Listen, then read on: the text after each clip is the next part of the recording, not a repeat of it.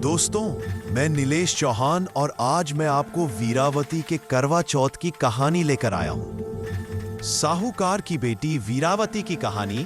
एक नगर में एक साहूकार की 7 पुत्रों वाली एक लाडली बेटी थी जिसका नाम वीरावती था। जब वो बड़ी हुई तो उसका विवाह हो गया। भूख से व्याकुल वीरावती।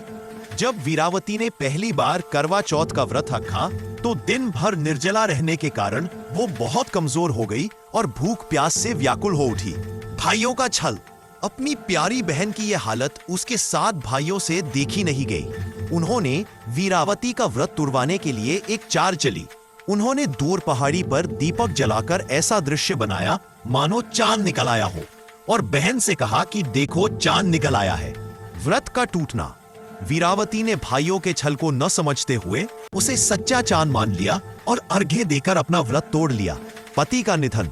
जैसे ही वीरावती ने व्रत तोड़ा और खाना खाने बैठी, उसे कई अपशकुन हुए और तुरंत ही उसे यह दुखद समाचार मिला कि उसके पति की मृत्यु हो गई है। यह सुनकर वीरावती बहुत दुखी हुई और फूट फूट कर रोने लगी।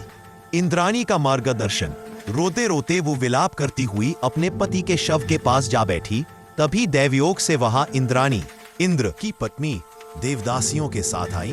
वीरावती का दुख देखकर उन्होंने उससे रोने का कारण पूछा। सारी बात जानने के बाद इंद्राणी ने बताया कि उसने चांद निकलने से पहले ही व्रत तोड़ दिया, जिस कारण ही यह अशुभ घटना हुई है। प्रायश्चित और तपस्या। इंद्राणी ने वीरावती को फिर से विधि विधान से करवा चौथ का व्रत करने और अपने पति को पुनर्जीवन दिलाने के लिए कहा। वीरावती ने दृढ़ निश्चय किया और अपने पति का अंतिम संस्कार नहीं होने दिया।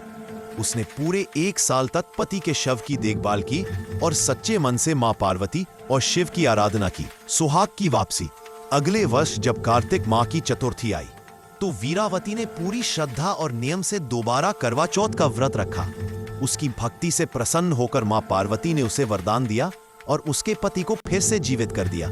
यह कहानी बताती है कि कैसे वीरावती ने अपने अटूट प्रेम और विश्वास से यमराज से भी अपने पति का जीवन वापस छीन लिया। इसी कारण करवा चौथ के व्रत को अखंड सौभाग्य और पति पत्नी के अमर प्रेम का प्रतीक माना जाता है। क्या आप करवा चौथ के व्रत की विधि या इससे जुड़े किसी और पहलू के बारे में